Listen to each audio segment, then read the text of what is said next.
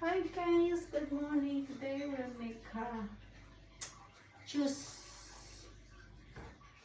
I have make my own juice. Hindi ako kumain ng kanin. Kung hindi mag-fruits na lang. Halo-halo siya. Orange, celery,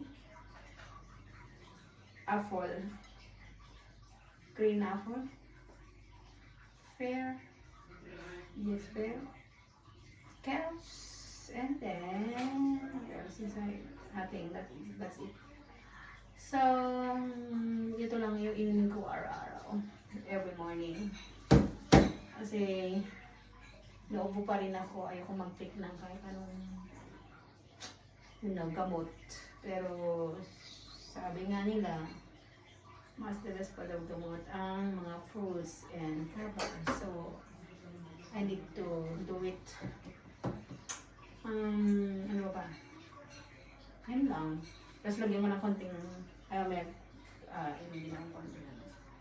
Tapos umiinom din kami ng ganito. Ito yung, wala na siyang lang. Ito yung ginger. Ano? Ito nakalimutan ko. Ito yung ininom namin araw-araw.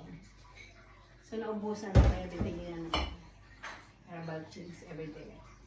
So less kanin. Less payat, less pet, less taba-taba. Na ganun. Bye! Yun lang. Ako gonna mag-vlog today because I'm not feeling well.